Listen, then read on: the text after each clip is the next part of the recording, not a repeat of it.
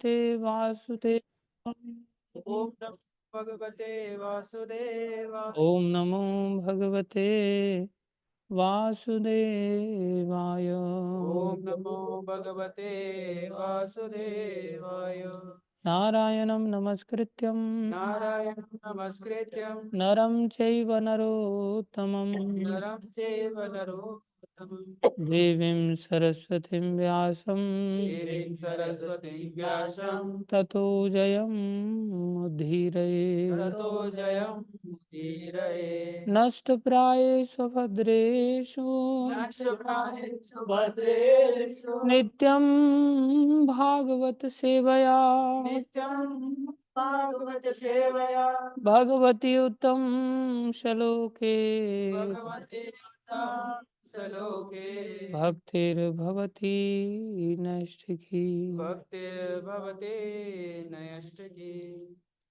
श्रीमद् भागवतम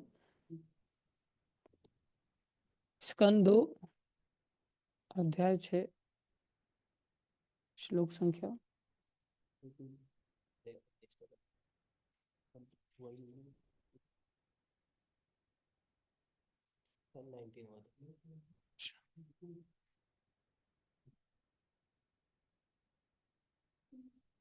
20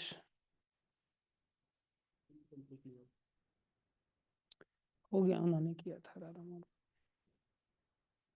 पादत्रय बहिश्चासन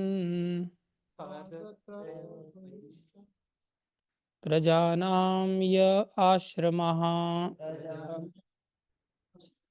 अन्तः स्त्रिलोक्या सत्त्वपरो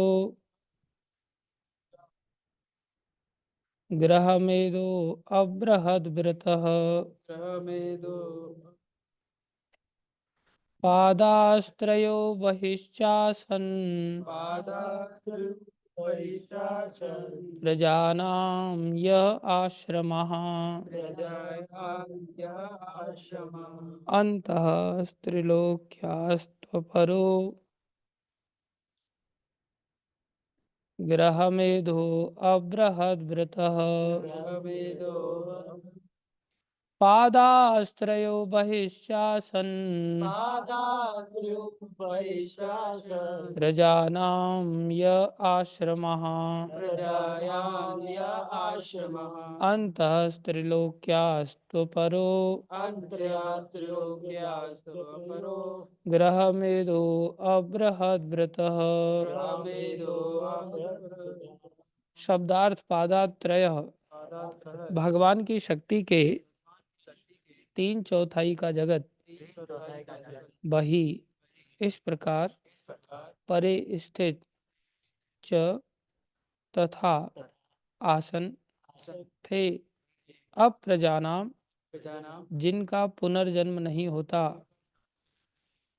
ये जो आश्रमः जीवन के स्तर अंतः भीतर त्रिलोक्या तीनों जगतों का तो लेकिन अपरह अन्य ग्रह मेधः गृहस्थी में आसक्त अबृहद व्रतः कठोर ब्रह्मचर्य व्रत का पालन किए बिना।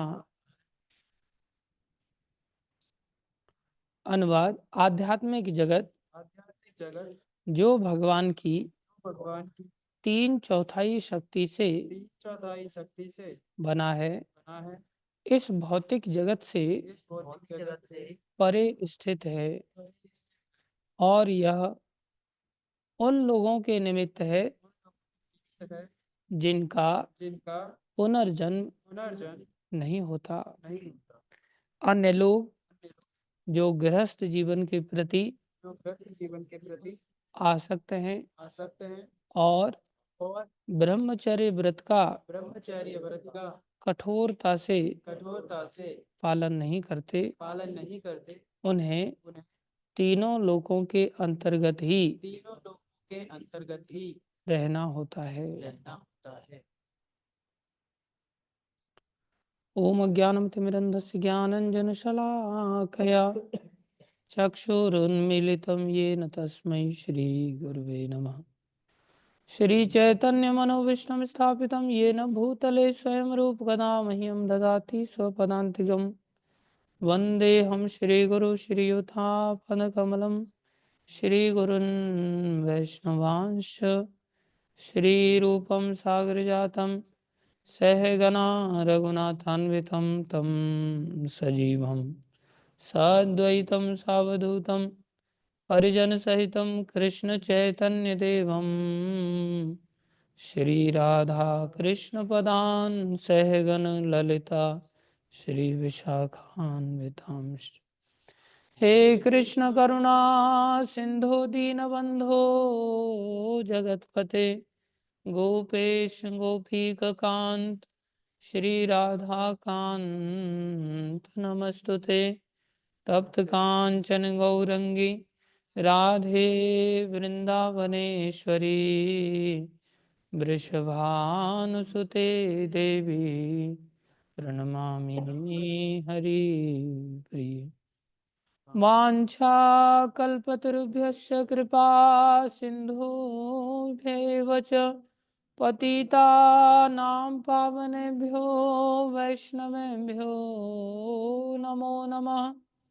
जय श्री कृष्ण चैतन्य प्रभु नित्यानंद श्री अद्वैत गदाधर शिवासादि गौर भक्तवृंद।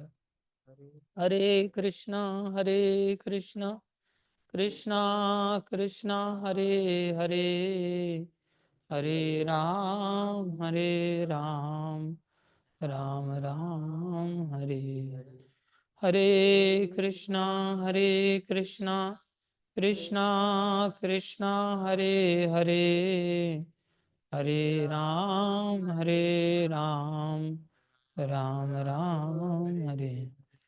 हरे कृष्णा कृष्णा कृष्णा हरे हरे, हरे राम राम राम हरे हरे। गुरुवे गौरचंद्राय राधिकाय तदालये कृष्णाय कृष्ण भक्ताय तद्भक्ताय नमो नमः। हरे कृष्णा। सभी भक्तों का हार्दिक अभिनंदन है, स्वागत है। गुरु वैष्णव की दया से जो कुछ कहे कृपा करके ध्यान से श्रवण कीजिए। कल क्या बताया गया था?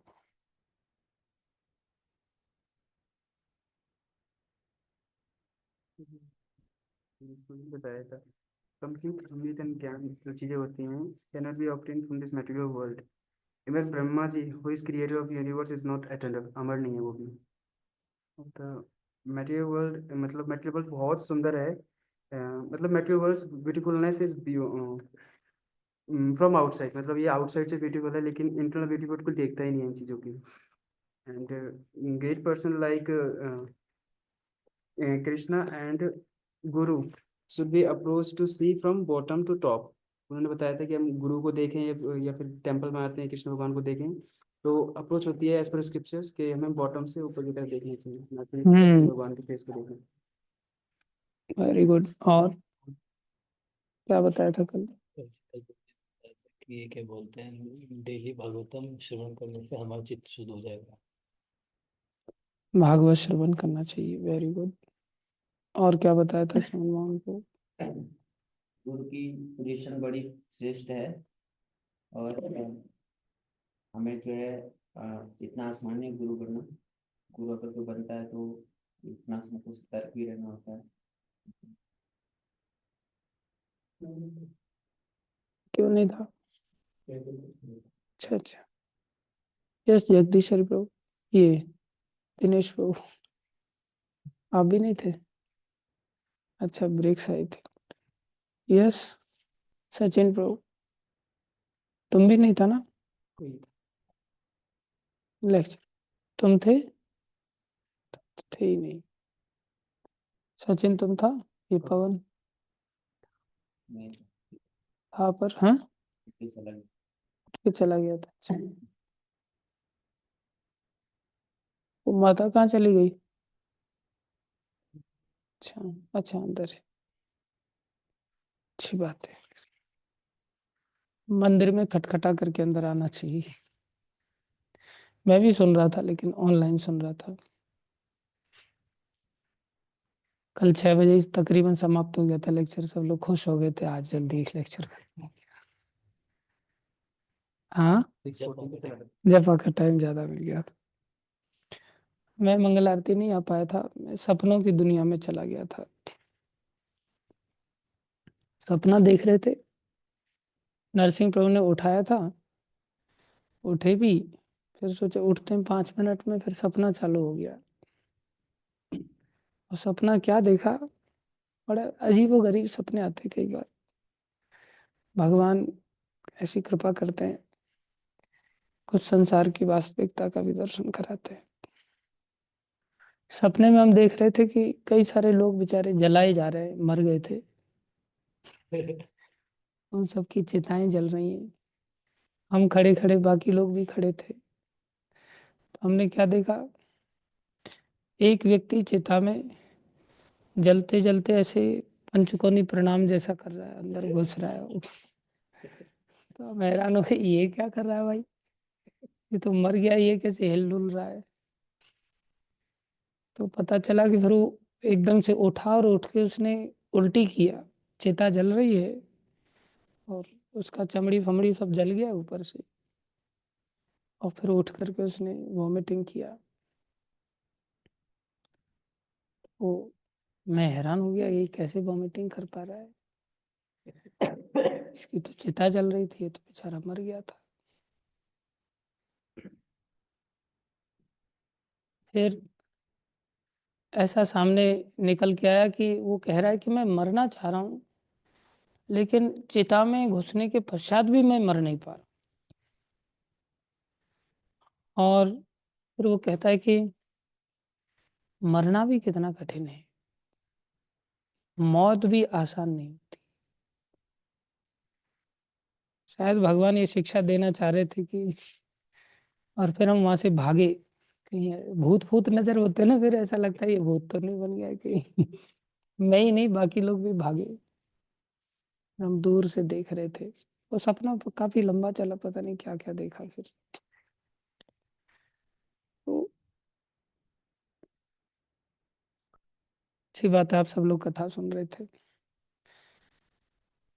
मंदिर में किस प्रकार से दर्शन करना चाहिए, चरणों से दर्शन करना चाहिए, ऊपर तक जाना चाहिए, सीधा भगवान को नहीं देखना चाहिए, सीधा साधु संतों को भी नहीं देखना चाहिए, वो भी भगवान की सदृश होते हैं। गुरु जी को भी सीधा नहीं देखना चाहिए।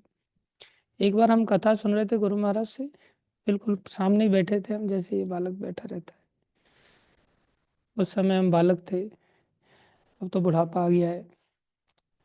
हालांकि महाराज के लिए तो आज भी बालक ही हैं। तो महाराज को देखना काफी अच्छा लगता, तो ऐसे देख रहे थे हम। सामने से बैठा रहता है तो थोड़ा ऊंचा देख देख करके देखता है ना, क्या देख रहा है, नीचे कर नजर। महाराज ने झाड़ दिया एकदम से, बोले नीचे देख। नीचे देख करके फिर कथा सुनना चालू किया। तब से फिर अलर्ट हो गए, कभी भी ऐसे नहीं देखते, एकदम नीचे देख करके विनम्रता से।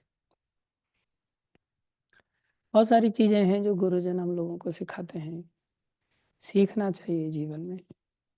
ये मनुष्य शरीर ही सीखने के लिए मिला है, बाकी सब शरीर तो अकॉर्डिंग टू इंस्टिंक्ट काम करते हैं, जैसा उनको प्रोग्रामिंग करके भेजा गया वैसे ही काम करते हैं। ये जीवन में हम अपने स्वभाव को, अपनी वृत्तियों को बदल सकते हैं। और प्रभु जी बता रहे थे कि हमें श्रवण जरूर करना चाहिए।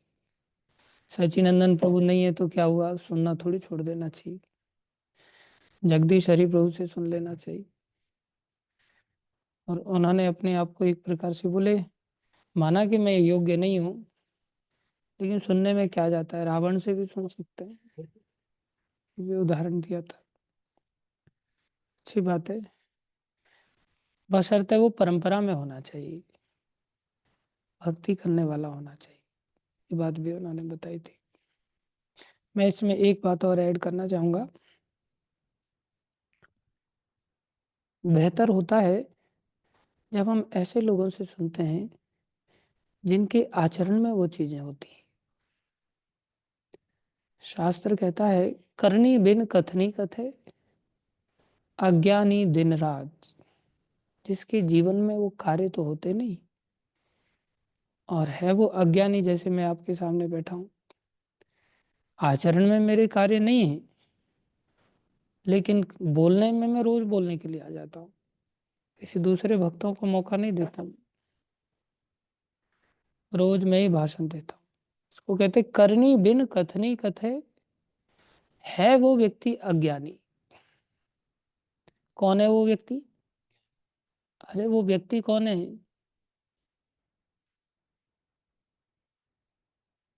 अब नहीं बोलेगा आप। मंगल आरती में कौन नहीं था? आप। जैसे खुद रोज आता है बदमाश। सॉरी। करनी बिन कथनी कथे, अज्ञानी दिन रात। और ऐसा व्यक्ति बहुत लोलुप होता है बोलने के लिए ना, भाषण देने के लिए। कथनी कथे अज्ञानी दिन रात, रात दिन बुलवा लो उससे, कभी भी मेरे को बिठा दो, रात दिन बोलने के लिए तैयार रहूंगा।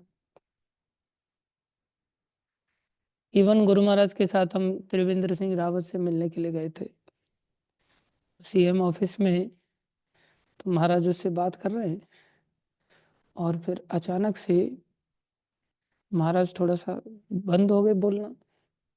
तो गुरु महाराज बंद हो गए तो वो भी चुपचाप खड़ा होकर के सुन रहा है, हाथ जोड़ करके, अपनी कुर्सी छोड़ करके। और महाराज इधर बैठ करके माला में हाथ लेकर के, आंख बंद करके थोड़े चुप हो गए। तो मेरे को लगा कि अब वार्ता कहीं बंद ना हो जाए, तो मैंने बोलना चालू कर दिया वहां भी। मैं त्रिवेंद्र सिंह रावत से फिर मैं बोलने लग गया। तो महाराज चुपचाप शांति से सुनते रहे और फिर हम लोग निकल करके आ गए। फिर महाराज ने कमरे में बुलाया, इधर आओ, तेरे को बड़ी बोलने की पड़ती है, बहुत ज्यादा तेरे को खुजली हो रही थी बोलने की। जब मैं वहां था, मैंने कहा महाराज आप भी चुप हो गए थे, वो भी चुप, और वो सीएम ऑफिस में कहाँ लोग इतना समय देते हैं। मैं सोचा बात को आगे बढ़ाया जाए थोड़ा सा, तो इसलिए मैं बीच में बोलने लग गया। सेंस नहीं तेरे अंदर, बिल्कुल भी एटिकेट्स नहीं है। गुरु सामने बैठा हुआ है, उसके सामने बोले जा रहा है, बोले जा रहा है। हो गया काम तेरा फिर? अरे मैं प्रभुपा जी का ध्यान कर रहा था। गुरु महाराज तो प्रभुपा जी का ध्यान, और प्रभुपा जी का ध्यान करना मतलब भगवान के सदृश है वो, और भगवान सब जीवों के हृदय में बैठे हुए हैं। जैसे सुखदेव गोस्वामी का वर्णन आता है भागवतम में, सुखदेव सर्वभूत हृदय यीशु, सब भूतों के हृदय में बैठे हुए सुखदेव जी भी। भक्त लोग भी ऐसी सामर्थ्य पा लेते हैं भक्ति करते करते कि दूसरे के हृदय में क्या चल रहा है बहुत अच्छी तरह से जान जाते हैं, बहुत अच्छी तरह से। जैसे डॉक्टर होता है ना, कहता जरूर है जाओ एक्सरे रिपोर्ट निकाल के लाओ, और एक्सरे में फिर वो दिखाता है, देखो यहाँ आपका फ्रैक्चर हो गया है, ये देखिए आपको टीबी के सिम्टम्स हैं, ये देखिए आपको ये दिक्कत है। उसके पास वो प्रूफ दिखाता है, क्यों? सामने वाला व्यक्ति अंदर खुद के नहीं देख सकता, उसको सब कुछ अंदर ठीक ही नजर आता है। मेरे पिताजी किडनी पेशेंट हो गए थे, तो डॉक्टर उनसे बातचीत करता था, तो डॉक्टर को तो पता था ये सारे सिम्टम्स दिखाई दे रहे हैं, वो तो केवल सिम्टम्स को ही देख करके पता कर लेते हैं। वो केवल ऐसे आंखों को ही देख करके पता कर ले, हाँ आंख दिखाओ, थोड़ा सा आंख दिखाते, जीभ निकालो, जीभ निकालते एकदम देख लेते हैं, जीभ पे रंग कैसा है, जीभ पर क्या स्थिति है, उसी से पता चल जाता है। जैसे खिचड़ी का एक दाना से ही पता चल जाता है कि सारी खिचड़ी पक गई है या कच्ची है। उठना बैठना, मुंह से एक शब्द निकालना, नजरें कहाँ घूम रही हैं हमारी, नजरों का भाव कैसा है। और जैसे छोटा बालक है, छोटे बालक को आप उसकी आंखों में आंखें मिलाओ, उसकी आंखों की दृष्टि इतनी कोमल होती है और इतनी निर्मल होती है, इतनी शुद्ध होती है कि उसकी आंखों में आंखें डाल करके देखने मात्र से हमारा हृदय कोमलता को प्राप्त हो जाएगा अपने आप। केवल एक बालक की निर्मलता को आंखों से ही देखने से हमारा भी हृदय निर्मल हो जाएगा। और वही जब बड़े हो जाएं और बड़े होकर के आंखों में आंखें डाल के देखो, वो निर्मलता आएगी। दूसरे व्यक्ति को पता चल जाएगा, हाँ ये लोभी है, हाँ ये क्रोधी है, हाँ। अपने अंदर अपने आप उसकी आंखों में आंखें डालने से भाव जागृत होने लग जाएंगे। और थोड़ी उम्र होने पर अगर अपोजिट सेक्स की आंखों में आंखें डाल करके जब कोई व्यक्ति देखता है, अपने आप काम भाव जागृत होने लग जाएगा अपने आप। कहीं से खरीद के नहीं लाना पड़ेगा, स्वयं में भी जागृत होने लगता है। आंखें बता देती हैं सामने वाले व्यक्ति की वृत्ति कैसी है। तो क्या शरीर के सिम्टम्स, जब जड़ शरीर के सिम्टम्स को डॉक्टर लोग पहचान लेते हैं और केवल प्रमाण के लिए मात्र दिखाते हैं, देखो तुम्हारे लिए। मेरे पिताजी मानते ही नहीं थे कि मेरे को किडनी की समस्या है। डॉक्टर पूछता था ऐसा हो रहा है। अब उनको लग रहा था कि वो मशीन डलती है ना अंदर, वो करने के लिए, डायलिसिस करने के लिए, फेस्टुला कहते हैं उसको, तो वो डलता है तो वो ऑपरेट करना पड़ता है। तो उसको लेकर के ऑपरेशन से वो डरते थे। नहीं नहीं सब ठीक है, सब ठीक है, सब ठीक है। स्वीकार ही नहीं करते थे ऐसा कुछ हो रहा है। और बाद में फिर हुआ ही वैसा। ऐसे ही कई बार हम अपने दोषों को स्वीकार नहीं करते, लेकिन गुरुजन पकड़ लेते हैं। गुरुजन दृष्टि से ही देख लेते हैं, हाँ इसकी चाल ढाल ठीक नहीं है, ये कर रहा है, ये कर रहा है, ये गुल खिला रहा है, ये वो गुल खिला रहा है। गुरुजी ने एकदम से आकर के कमरे में हमारी क्लास लगाई, बहुत तेरे को बोलने का शौक है, बहुत तुम बक्की पंडित बना हुआ घूम रहा है, हो गया तेरे बोलने से काम। पे मचा रहा था वहां जाकर के, शांति से नहीं बैठ सकता था। शिक्षा देते हैं। इसलिए कहा जाता है जब दो बड़े बात कर रहे हो, छोटों को बीच में नहीं बोलना चाहिए, उनका उपहास ही होगा, बेइज्जती होगी। लेकिन जब अज्ञानी है, अज्ञानी है तो बस ढपली बजना चालू हो जाती है अपने आप ही। गंभीर आवाज तो आएगी नहीं, अंदर से खोखला ढोल। जैसे बांस खोखला होता है ना, तो आवाज कुछ ज्यादा ही करता है। जो अंदर से सॉलिड होता है वो आवाज ज्यादा नहीं करता, लेकिन चोट गहरी करता है। हम सब खोखले बांस की तरह होते हैं, हम सब तो नहीं, अगर मैं मेरी बात करूं, खोखला बांस बस भड़बड़ाना चालू कर देता है एकदम से। इसलिए सुनना तो चाहिए, सुनने का अभ्यास अच्छा है, लेकिन खोखले बांस से नहीं। जिसके आचरण में ऐसा ना हो, करनी बिन कथनी कथे, अज्ञानी दिन रात, उसको शास्त्र कह रहा कूकर, कुत्ता है वो। बोले कूकर जिम भूसत फिरे, कुत्ता जैसे भौंकता है। कैसे भौंकता है? दूसरे कुत्ते की सुन करके, सुनी सुनाई बात, इधर से सुन लिया, उधर से सुन लिया, और सुन करके उसको अमल नहीं करता, उसको अपने जीवन में ढालता नहीं है, या बोलता इस भावना से नहीं है ये बात मेरे जीवन में तो आई नहीं, ये बात मेरे जीवन में कब आएगी, इसलिए मैं इसे याद रखने के लिए चलो इसको दोहराने की चेष्टा करता हूँ जिससे कि मैं इसे बोल पाऊँ। उसको परवाह नहीं, आई डोंट केयर। आचरण एकदम विपरीत। जैसे रावण साधु बन करके गया था किसके पास? सीता माता के पास, और साधु भाषण दे रहा था, लेकिन आचरण एकदम से विपरीत। बोले इसे कुकर कहते हैं, कुत्ता कहते हैं। कुत्ता जब तक दूसरे कुत्ते की भौंकने की आवाज नहीं सुनता, अपनी ओर से भौंकना चालू नहीं करता। और जैसे ही किसी गली से दूसरी गली से भौंक, अभी उसके आसपास में कोई नहीं आया, लेकिन दूसरी गली से आवाज आ गई, यहाँ से भौंकना चालू कर देगी। इसलिए इसको आचार रहित प्रचार कहते हैं। ऐसे प्रचार को हमें नहीं श्रवण करना चाहिए, उससे हमारे जीवन में बदलाव नहीं आते। क्या बदलाव लाने की आवश्यकता है? मनुष्य शरीर में, बोले मनुष्य शरीर में जो बदलाव हमें चाहिए, वो बदलाव चाहिए कि हम सब आध्यात्मिक जगत में जाएं। ये जीवन का लक्ष्य बने, आध्यात्मिक जगत में कैसे जाए। आध्यात्मिक जगत का यहाँ प्रभुपाद जी वर्णन कर रहे हैं इस श्लोक से। आध्यात्मिक जगत जो भगवान की 3/4 शक्ति से बना है, अर्थात मैक्सिमम जगत तो आध्यात्मिक जगत है। 3/4 मतलब 75%। 1/4 मतलब ये भौतिक जगत जिसमें हम रह रहे हैं। कैसे कह सकते हैं भौतिक जगत है? यहाँ कह रहे हैं यह उन लोगों के निमित्त है जिनका पुनर्जन्म नहीं होता। कौन से लोग? कौन से लोगों के निमित्त है? जिनका पुनर्जन्म नहीं होता। कौन सा जगत है ऐसे लोगों के लिए? आध्यात्मिक जगत है, वहां पुनर्जन्म नहीं होता। गीता में भगवान ने कहा माम उपेत्य पुनर्जन्म न विद्यते, मेरी प्राप्ति होने पर पुनर्जन्म नहीं होता।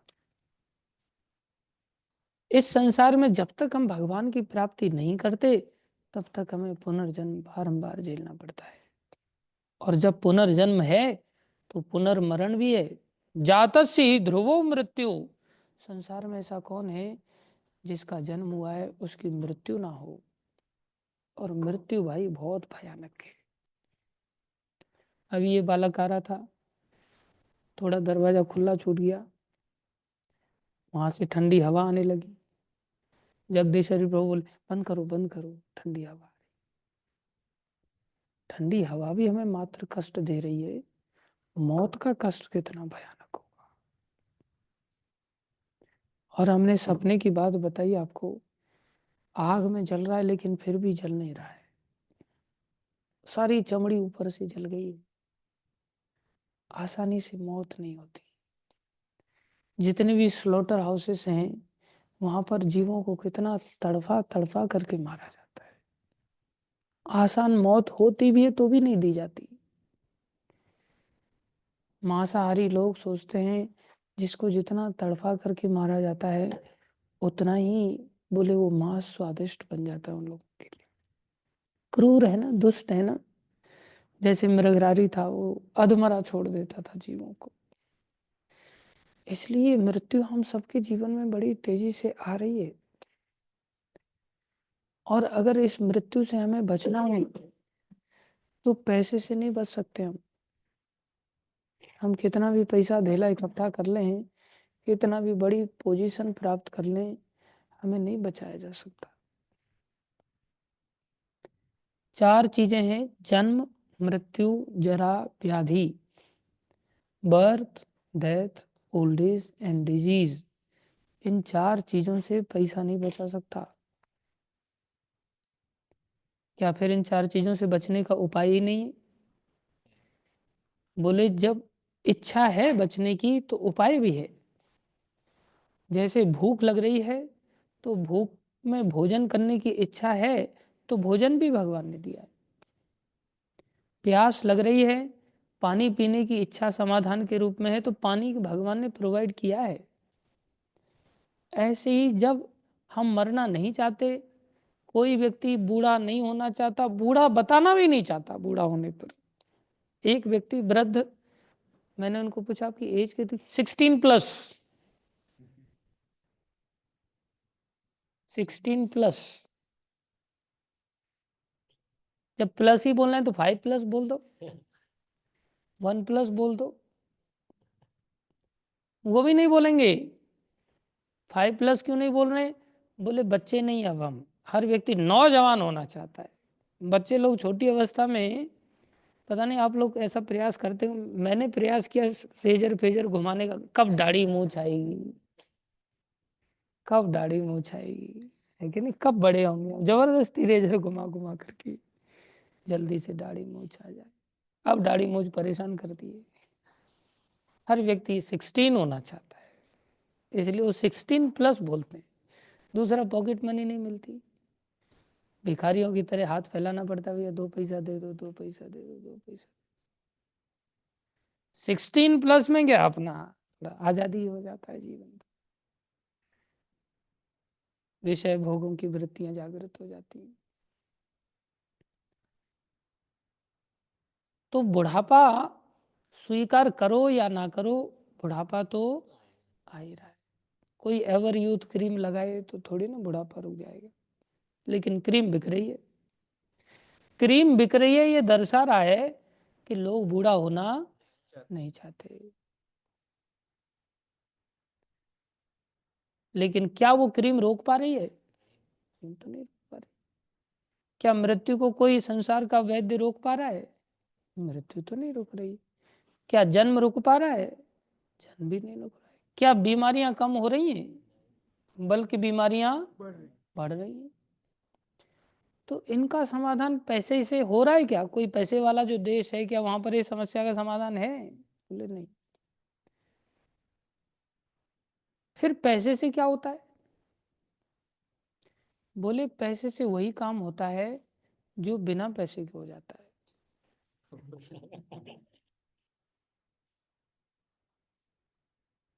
पैसे से क्या होता, क्या काम होता है? पेट भरना। कुत्ते, बिल्ली, गधा, सुअर, पशु पक्षी जितने भी हैं, क्या वो पैसे से पेट भरते हैं? नहीं। साधु संत बताते हैं, अजगर करे न चाकरी, पंछी करे न काम, संत मलुका कह गए सबके दाता राम। उनके जीवन में बिना पैसे के पेट भर रहा है कि नहीं? और हमारे जीवन में हमने कैसी धारणा बना रखी है लोगों के पागल हो जाने के कारण संगति से, पैसे के बिना तो भूखे मर जाएंगे, पैसा तो बहुत जरूरी। जबकि हमें सिखाया जा रहा है, ऊपर से हायर इंटेलिजेंस दी जा रही है। और कभी देखा कुत्ते को एकदम से उदास बैठे हुए, टेंशन में, पैसा नहीं है, आज नाश्ता कहाँ से आएगा, कैसे व्यवस्था बनेगी? कभी देखा ऐसे कुत्ते को एकदम मुंह लटका के बैठे हुए? नहीं। पैसे से हम क्या करते, पैसे वाला आदमी है भाई, ब्याह कर लो इसके साथ, लाइफ सेट। इतना आगे इसको सब पता है, लाइफ सेट। पैसे वाला आदमी से ब्याह हो जाए, लाइफ सेट। अब बताओ, कुत्ता कुतिया, बैल बिजार वगैरह सब, गधा गधी, इन सब के ब्याह बिना पैसे के हो जाते कि नहीं? एक या कई सारे हो जाते हैं, बिना पैसे के ब्याह कर लो सब।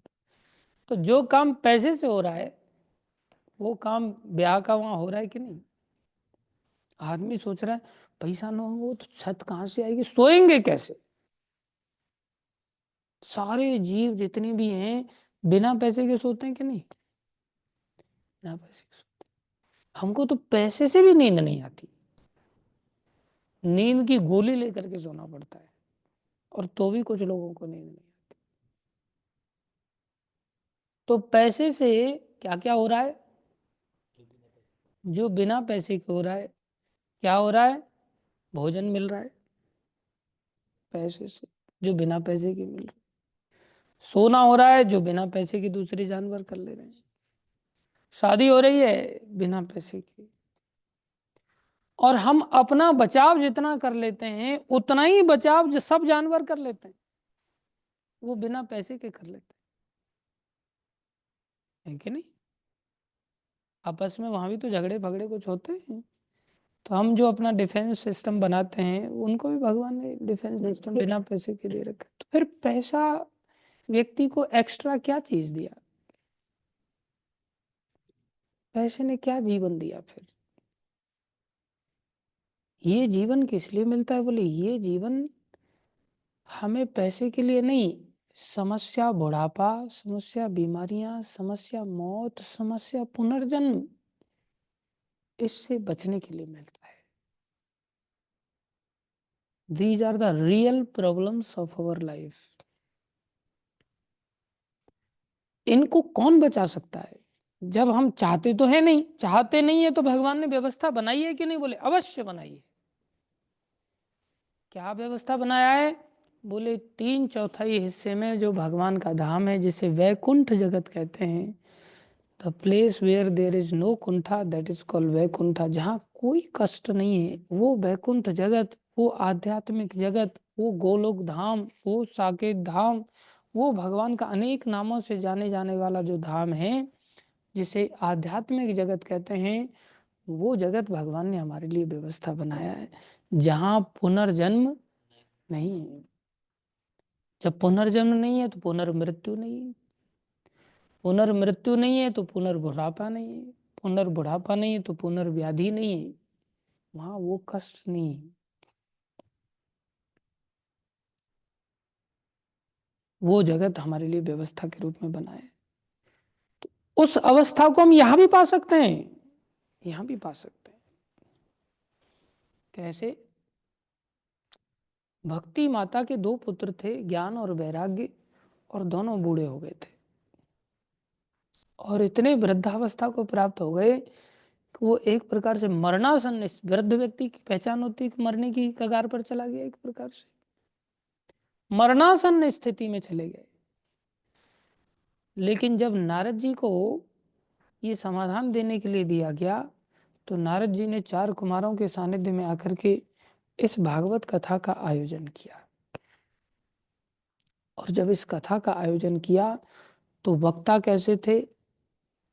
बोले इतने आचरणवान वक्ता थे। और श्रोता कहते कैसे थे? नारद जी जैसे श्रोता इतने आचरणवान थे, उनका प्रभाव कैसा पड़ा कि भक्ति देवी के जो पुत्र ज्ञान वैराग्य हैं, वो जवान होकर के आ गए, बुढ़ापा खत्म हो गया। दूसरों पर प्रभाव पड़ता है, दूसरों पर प्रभाव पड़ता है। जो व्यक्ति श्रोता है उस पर कितना प्रभाव पड़ेगा, उस पर भी तो प्रभाव पड़ेगा। ये कथा श्रवण इतना शक्तिशाली। ऐसे ही पूर्ववर्ती भक्त लोगों ने इतने लंबे समय तक शासन नहीं किया, उन लोगों ने मृत्यु को जीत लिया, मृत्यु को जीत लेते भक्त। प्रहलाद महाराज आदि इस कथा के प्रताप से मृत्यु को जीत ली।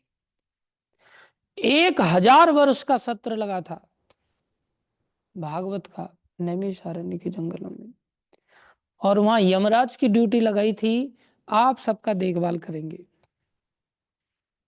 मतलब जो शैतान लड़का होता है क्लास में, जनरली उसी को मॉनिटर बना दिया जाता है, तुम सबको संभालेगा। ऐसे ही जो मृत्यु के देवता है उन्हीं को लगा दिया, देखना किसी की मृत्यु ना हो। कोई व्यवधान ना उत्पन्न हो। भागवत कथा का जब कोई व्यक्ति श्रवण करता है तो उसका प्रभाव देखो मृत्यु को जीत लेता है। और शाश्वत रूप से मृत्यु को जीता जा सकता है जब कोई व्यक्ति इसके प्रभाव से भक्त बन जाता है, तो भगवान के धाम को चला जाता है, उस आध्यात्मिक जगत में उसको प्रवेश मिल जाता है।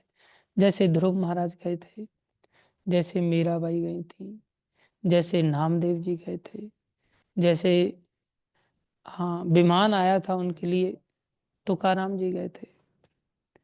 ऐसे ऐसे संत लोग भगवान के धाम को चले गए, वैकुंठ चले गए। जाना तो निश्चित है सबको, आए हैं सो जाएंगे, आए हैं सो जाएंगे, लेकिन ये याद किसी को नहीं रहता। इस कथा के माध्यम से रोज हम याद कर सकते हैं। राजा रंक फकीर, राजा रंक फकीर, 3 तरह के लोग होते हैं। या तो बहुत पैसे वाले हो सकते हैं, या कोई हो सकता है भिखारी हो, या हो सकता है कोई फकीर साधु बन गया हो। लेकिन तीनों के लिए 2 तरह के ऑप्शन हैं।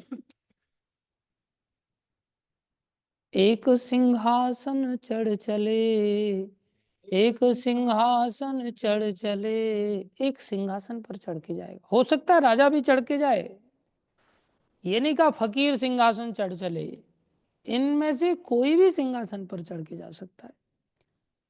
भिखारी भी जा सकता है और फकीर जो साधु है वो भी जा सकता है। एक चले जा, एक बंधे जात जंजीर, एक बंधे जात जंजीर, एक हथकड़ियां डाल करके घसीटते हुए उसको यमदूत लेकर के चले जाते। जो भगवत भक्ति के नियम कानूनों का पालन करेगा वो सिंहासन पर चढ़ के जाएगा, और जो नहीं करेगा भाई उसको छूट नहीं दी जाएगी। प्रकृति के नियम बड़े कठोर हैं, निश्चित रूप से उसको जंजीरों के द्वारा घसीटते हुए जाना पड़ेगा और अनेक कष्टों को भोगना पड़ेगा। यहाँ तो आलिंगन करने में बहुत बढ़िया आनंद आ रहा है, स्त्री पुरुष का आलिंगन करने में बड़े आनंद का अनुभव करते हैं। है मलमूत्र के शरीर ही, लेकिन यहाँ आलिंगन में जो आनंद आ रहा है वहीं उतना भयानक कष्ट दिया जाएगा यमलोक में कि वहाँ लोहे की स्त्री को उस पुरुष के साथ आलिंगन करने के लिए कहा जाए, और पुरुष को लोहे का बना करके उसको तपाया जाएगा, लाल कर दिया जाएगा, और स्त्री को कहा जाएगा अब तुम इसको आलिंगन करो। इतना भयानक कष्ट दिया जाएगा, क्या होगा फिर? कोई छूट नहीं। हमारे पास तो यहाँ कोई ऑप्शन नहीं मिलता है, तो हम तो GIF भेज करके आलिंगन करने का प्रयास करते हैं और उसमें मन के लड्डू खाते हैं, क्योंकि मन घुस गया ना, सारा खेल तो मन का है। हालांकि मन श्रेष्ठ है इंद्रियों से, मन की मजाल क्या जो इंद्रियां खींच सके, इंद्रियों की मजाल क्या जो मन को इंद्रियां खींच सकें, यदि मन सशक्त हो जाए, मन सशक्त हो जाए। हर प्रकार की गंदगी के बीच में रहते हुए भी मन वैकुंठ स्मरण कर सकता है। प्रभुपाद जी अपने शिष्यों के साथ जब एक गंदे इलाके से भक्त लोग मजबूरी में लेकर के जा रहे थे, तो सब भक्त लोगों को बड़ा संकोच हो रहा है कि प्रभुपाद जैसे महापुरुष को हम ऐसी गंदगी के बीच में से रास्ते से लेकर के जा रहे हैं। तो सब प्रभुपाद जी को कहने लगे, Prabhupada we are so sorry, आपको यहाँ से। बोले कहाँ गंदगी है, दिस इज वैकुंठा, आसपास मेरे आप जैसे सुंदर भक्त लोग हैं, और जहाँ भक्त लोग होते वो वैकुंठ होता है। प्रभुपाद जी गंदगी के बीच में भी गंदगी नहीं देख रहे। भक्ति सिद्धांत महाराज कहते हैं ऐसा जप में व्यक्ति को अपने मन को केंद्रित करना चाहिए कि मछली के बाजार में भी उसको मछलियों की आवाज ना आए या मछली बेचने का कुछ असर ना हो, और वहां भी उसका हरि नाम में मन लग जाए। मन जब किसी चीज को पकड़ लेता है ना, घुस जाता है ना, तो फिर बाकी चीजों का फर्क नहीं पता चलता। इसे अपोजिट सेंस में भी आप देख सकते हैं, अनुभव कर सकते हैं। हम पॉजिटिव सेंस में तो इसकी अनुभूति आसानी से कर नहीं पाएंगे। अभी क्लास चल रही हो और कोई लड़का किसी लड़की को केंद्रित करके और वो इशारे कर रहा है, देख रहा है, आकर्षित करने का प्रयास कर रहा है, अब उसको ये सेंस नहीं है कि यहाँ क्लास भी चल रही है। ऐसा होता है, स्मरण उसका भोगों का निरंतर चलता रहता है और बाहर का वातावरण दूसरा है। ऐसा ही भक्ति मार्ग में जब किसी का प्रवेश हो जाता है, संसार में कैसी भी परिस्थिति हो, उसका अंदर से स्मरण दिव्य चलता है, उसका मन उसमें हुक हो जाता है। और बस एक बार मन को हुक करने की जरूरत है। मन अगर हुक हो जाए तो मन ऐसा दृढ़ हो जाता है कि फिर उसके सामने ब्रह्मलोक से भी लड्डू लड्डू लुढ़केंगे ना, तो भी वो लड्डू उसको प्रभावित नहीं कर सकते। ब्रह्मलोक से भी स्त्री आकर के उसको भटका नहीं सकती, या पुरुष आकर के भी उसको भटका नहीं सकता। उसका मन स्थित प्रज्ञ हो जाता है। उसके जीवन में इंद्रियों के सामने अपॉर्चुनिटी है, लेकिन इंद्रियों की मजाल क्या। लेकिन गीता में भगवान कह रहे हैं, बोले इंद्रिया नाम ही चरताम, इंद्रियां विचरण कर रही हैं। और यन मनो अनुविधीयते, अनु मतलब पीछे पीछे अगर मन लग गया, इंद्रियों के पीछे मन चला जाता है, बीमारी यहां हो जाती है। इंद्रियों के सामने जैसे ही कोई मूवी आई, जैसे कोई सीरियल आए, बस मन घुस जाता है। चलो देख लेते हैं, आज देख लेते, थोड़ा सा देख। पता किसको चल रहा है, अंदर से कुंडी लगा रखी है, किसको पता चल रहा है? किसी को कुछ नहीं पता चल रहा। अकेला ही तो रहता हूं मैं कमरे में, किसको पता चल रहा है? और फिर मन जैसे ही इंद्रियों के संपर्क में आता है, इंद्रियां विषयों के संपर्क में आई, आंख मूवी के संपर्क में आई, जैसे ही मूवी सामने है, सीरियल सामने है, वीडियो गेम सामने है, बस मन घुस जाता है। और फिर ऐसे उड़ा करके फेंक देता है, वायुर नावम एव अंबसी, जैसे वायु उड़ा करके नाव को भंवर में फंसा देती, फिर सीधी मौत। उस दिन तो मर गया, उस दिन तो व्यक्ति मर गया। लेकिन प्रश्न उठता है, मन जब सशक्त था तो ऐसे कैसे इंद्रियों के पीछे चला गया? आप देखो, किसी के घर में किसी का पति मर जाए या किसी का पुत्र मर जाए, और उसके सामने समोसा ले जाओ गरम गरम, उस गरम समोसे में से समोसे की सुगंध आ रही है कि नहीं आ रही है? आ तो रही है, लेकिन उसका मुंह इंद्रियां हैं, जीव है, और जीव के सामने जीव का विषय भी है, लेकिन उसका मुंह, उसकी जीवा उसको देख करके पानी डालेगी?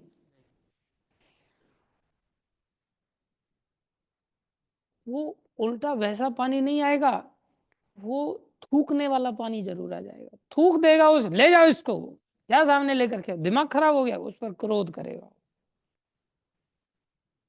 कैसी विचित्र बात है। वही समोसा है, वही जीव है, लेकिन अब मन उदास है,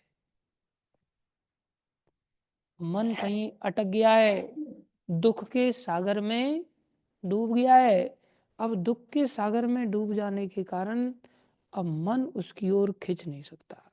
इंद्रियां उस विषय की ओर मन को खींच के नहीं ले जा सकती। मन दुख में हुक हो गया है।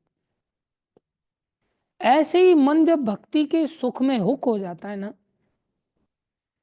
तो फिर इंद्रियों की मजाल नहीं, मन ऐसा सशक्त हो जाए। मन है ही बड़ा, इंद्रियों से, इंद्रियभ्यो परमम मनः, इंद्रियों से बड़ा मन है, इंद्रियों से परे की चीज है, इंद्रियों से श्रेष्ठ है। तो इंद्रियों से श्रेष्ठ होने के कारण मन कैसे गिर सकता है इंद्रियों के द्वारा? लेकिन फिर भी गिर जाता है, सशक्त नहीं होने पर गिरता है। अभी जैसे बाप बड़ा है या औलाद बड़ी है? बाप बड़ा है,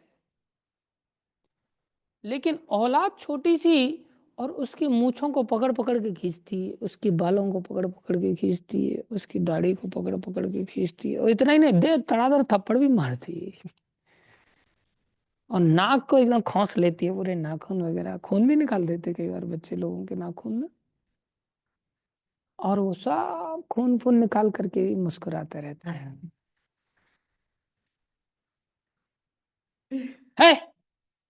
मत मार, फिर मारता है वो, फिर मार। एक बार अकबर, जिसने भारत पर सबसे ज्यादा राज किया, सारे ही भारत पर तकरीबन उसका कब्जा हो गया था, तो बीरबल से पूछ रहा है, बीरबल क्या हमसे भी बड़ा कोई बादशाह है? तो बीरबल कहता है, जहां पना बादशाह आपसे बड़ा एक नहीं, हजारों, लाखों, करोड़ों बादशाह है महाराज। एक नहीं, उसका एक लड़का था, उसका नाम सलीम था। बोले मिला देंगे, ठीक है 6 महीने का समय देते हैं आपको, 6 महीने के अंदर, 6 महीने तो बहुत ज्यादा है जहाँ पर ना, ठीक है 3 महीने में मिला, 3 महीना बहुत लंबा समय, और जल्दी मिला देंगे आपको ऐसे बादशाहों से, 15 दिन में मिला दोगे, तुम्हारा उत्तर तुरंत तो देते नहीं, तुम बहुत लंबा समय लेते हो। बोले नहीं, और जल्दी आपको व्यवस्था बना देंगे, 2-4 दिन में। अरे और जल्दी महाराज, जहां पर वो सोच में पड़ गया, ऐसा मेरे से बड़े बादशाह कहाँ है भाई, कौन से लोग से लाएगा ये। बोले ठीक है फिर तुम 1 आध दिन में, आज ही, बोले आज ही। और सलीम बेटा है, उसने उसको गोद में ले लिया, और वो उसकी दाढ़ी खींचने लग गया, वो उसकी मूछें मरोड़ने लग गया। तो उसी समय मौका देख करके वो तो एकदम से, जब सीन अलग हो और उसमें अचानक से वो दूसरा सीन क्रिएट करने की ताकत रखते थे, जिससे कि सेंस आदमी का एकदम से लग ही ना पाए, और वो खिला रहा है उस बच्चे को, और वहाँ अलग सीन क्रिएट कर दिया उसने, जहाँ पर ना, बोले हाँ बड़ा बादशाह मतलब जो आपकी मूछें मरोड़ दे वो बड़ा ही होगा ना आपसे। जो आपकी दाढ़ी खींच ले वो बड़ा ही होगा ना आपसे। हाँ, इसको देखिए आपकी मूछें मरोड़ रहा है कि नहीं, इसको देखिए आपकी दाढ़ियाँ खींच रहे, आप सल्तनत के मालिक हैं, किसकी मजाल जो आपकी दाढ़ी तक पहुंच जाए, और इसको देखो आपकी दाढ़ी मरोड़ रहा है, मूछें खींच रहा है, आपसे बड़ा है कि नहीं। आइडियली उसकी ताकत पड़ी नहीं है, लेकिन फिर भी बोले बड़ा कैसे बन गया वो, आसक्ति के कारण। कैसे बड़ा बन गया, आसक्ति के कारण। उसने उसमें इतनी आसक्ति कर ली अपनी औलाद में कि वो अपनी दाढ़ी मरोड़वा रहा है, मूछ मरोड़ रहा है वो। ऐसे ही जब हम अपनी इंद्रियों से अपने मन को आसक्त कर देते हैं तो मन को छोटा बनना पड़ता है। छोटा बालक जब मलमूत्र का त्याग करता है, माँ को आसक्ति के कारण हंसी आती, आ हंग दिया इसने, चलो बढ़िया किया, बढ़िया किया, पेट साफ हो गया। माँ प्रसन्नता के साथ उसका मलमूत्र साफ कर देती है। वहीं दूसरे का बच्चा अगर मल का त्याग कर दे, वो जाके साफ करेगी नहीं। बोले जल्दी आ, कहाँ मर गई तू, जल्दी आ, इसको साफ कर, देखभाल करे। मल तो मल है, कौन व्यक्ति ऐसा है जो रोज मल का त्याग न करता हो। और रोज हम हाथ से ही मल का साफ करते हैं,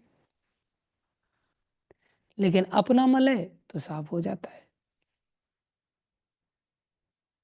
दूसरे का मल घृणा क्रिएट कर देता है, चाहे रंग उससे भी गंदा हमारे मल का हो, लेकिन आसक्ति, थोड़ा बुरा तो लग रहा होगा, लेकिन ये मल में भी मेरा तेरा घुसा रहता, पता है। ये मेरा तेरा इतना खतरनाक है ना, कि अपने मल को तो हम अपने हाथ से साफ कर लेंगे, लेकिन दूसरे का मल हाथ से साफ, फावड़ा लाओ, मिट्टी डालो, नहीं साफ होता।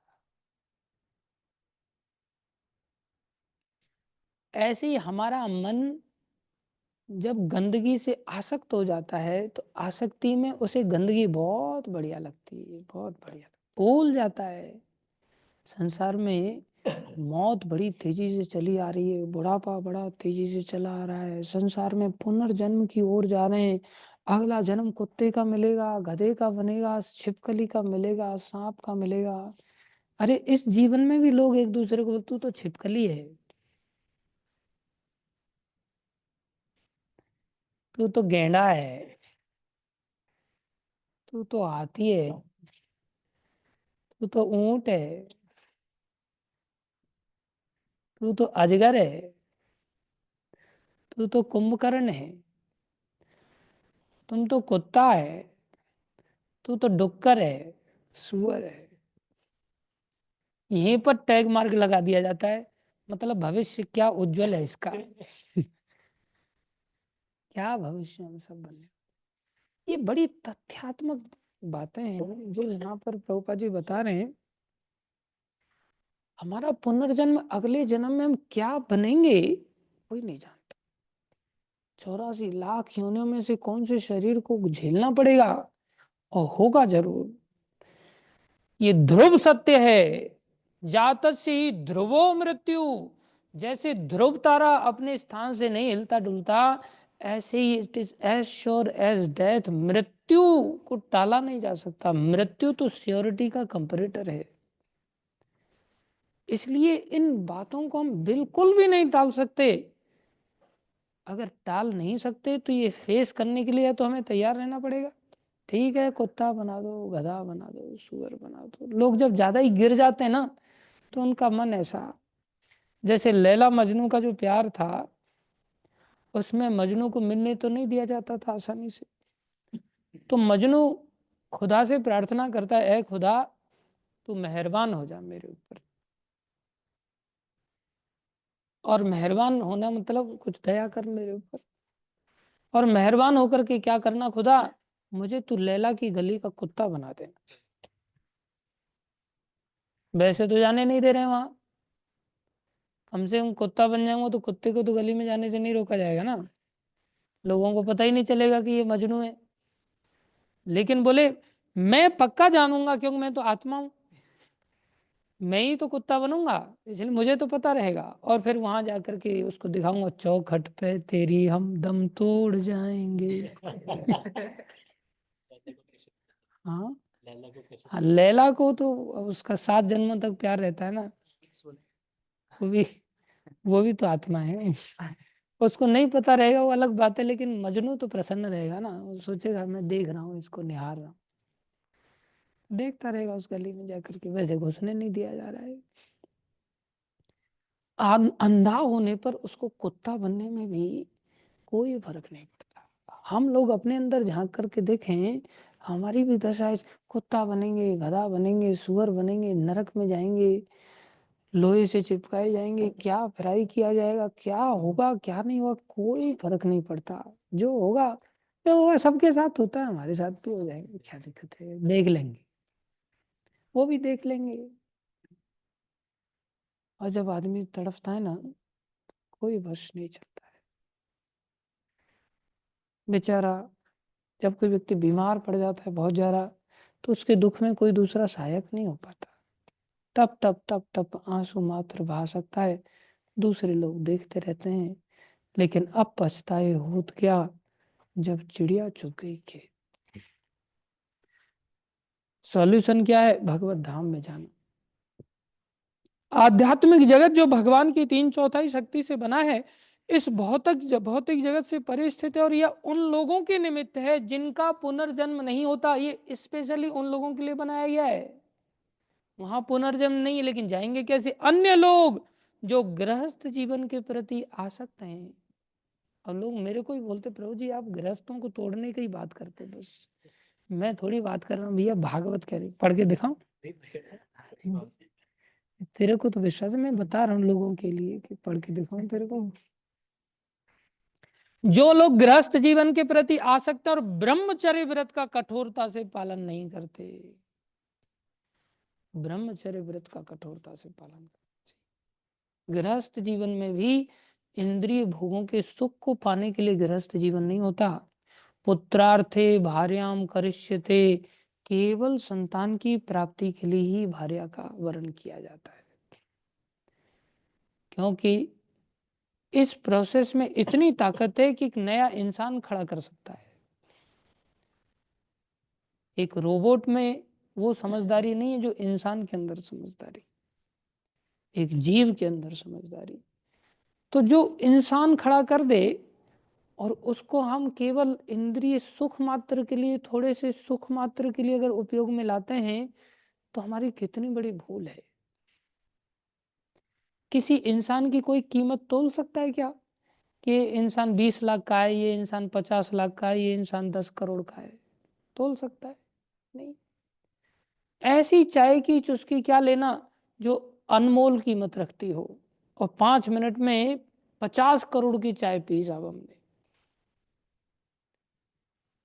थोड़ी देर का सुख संसार में जीव ने भोगा और उस सुख में इतना अनमोल कीमत की आत्मा का हनन कर दिया। इसलिए केवल संतान उत्पत्ति के लिए ही गृहस्थ आश्रम बनाया गया है। अगर कोई व्यक्ति इंद्रिय भोगों में अपने जीवन को लगाता है, कितना बड़ा अपराधी है, वो कितना बड़ा हत्यारा है, उसको भगवान के धाम में कभी प्रवेश नहीं मिल सकता। उसको तो परिणाम में हत्या ही झेलनी पड़ेगी। आज वो संतान को गर्भ में मारेगा, कल चल करके उसको भी मरना पड़ेगा, निश्चित मरना पड़ेगा। Each and every action has equal and opposite reaction, आएगा ही आएगा। इसलिए गृहस्थ जीवन भी इंद्रिय भोगों के लिए खुला रास्ता नहीं है। केवल संतान की उत्पत्ति के लिए हम संबंध स्थापित कर सकते हैं और क्रिएशन में को क्रिएटर बन करके भगवान की सहायता कर सकते हैं, भगवान के कृपा पात्र बन सकते हैं। धर्मा अविरुद्धो कामो अस्मि, भगवान ने कहा जो संतानें धर्म के विरोध में ना खड़ी हों, ऐसी संतानें जो धर्म के साथ खड़ी हों, बोले वो मेरा स्वरूप है, वो भगवान के सदृश हो जाती है। इसलिए कठोरता से ब्रह्मचर्य व्रत का पालन करना पड़ता है। इसलिए गृहस्थ आश्रम सबसे बड़ा कहा है कि उसमें सामने स्त्री के होते हुए, स्त्री के लिए सामने पुरुष होते हुए भी संयम बरत के दिखा देना, ये इतना आसान नहीं। इसलिए out of sight out of mind की फिलोसफी यूज करते हुए ब्रह्मचर्य ऐसे नहीं रख सकते, तो बोले हम साधु बन करके ब्रह्मचर्य व्रत का पालन करेंगे। इसलिए साधु लोग जंगलों में चले जाते थे, गुफाओं में जाकर के रहते थे, बोले जिससे कि दिमाग से दूर ही रहें ये सब चीज़ें ना। लेकिन प्रभुपाद जी ने हमें सानिध्य दिया भक्ति का इतना प्रबल कि इस प्रबल भक्ति से हम संसार में कहीं भी रहें तो भी हम गिरने से अपने आप को बचा सकते हैं, बशर्ते मन हमारा सशक्त बना ले। मन भक्ति करने से, आराधना करने से सशक्त बनता है। इसलिए कठोरता से ब्रह्मचर्य व्रत का पालन किए बिना कोई सोचे कि मैं इंद्रिय भोगों में भी लगा रहूं, मैं भगवत धाम जाऊंगा, रोटी मिल जाएंगी उसको पाखंडी बन करके मेरी तरह, वो अपनी जीवन की सोकॉल्ड आवश्यकता, लेकिन घोर नरक प्रतीक्षा कर रहा है, घोर नरक प्रतीक्षा कर रहा है। साधु जब पाखंड करता है तो उसको ज्यादा गहरे नरक में जाकर के गिरना पड़ता है।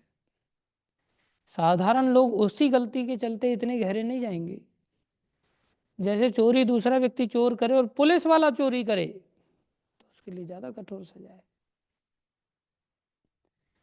ऐसे ही साधु जीवन में कपट के लिए स्थान नहीं।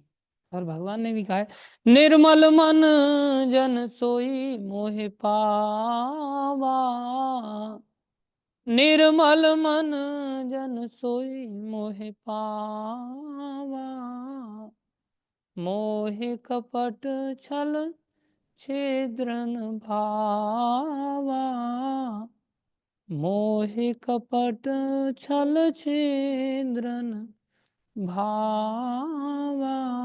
मुझे कपट अच्छा नहीं लगता, छल अच्छा नहीं लगता, छिद्र अच्छे नहीं लगते। सबसे बड़ा छिद्र यही है कि हम अपने जीवन को खोखला न बनाए। और ब्रह्मचर्य जीवन का त्याग करने पर तो आदमी वैसे भी खोखला हो जाता है और फिर उसके आचरण में हर जगह खोखलापन दिखाई देता है। इसलिए बहुत आवश्यक है, ऐसा भागवत कह रही है और हम सबको ऐसा बनने की चेष्टा करनी है। मुझे भी ये चेष्टा करनी पड़ेगी, तभी मेरा भी कल्याण हो सकता है। आप लोगों का कल्याण तो हो ही रखा है, आप सबके कल्याण के साथ मेरा भी रास्ता खुल सकता है।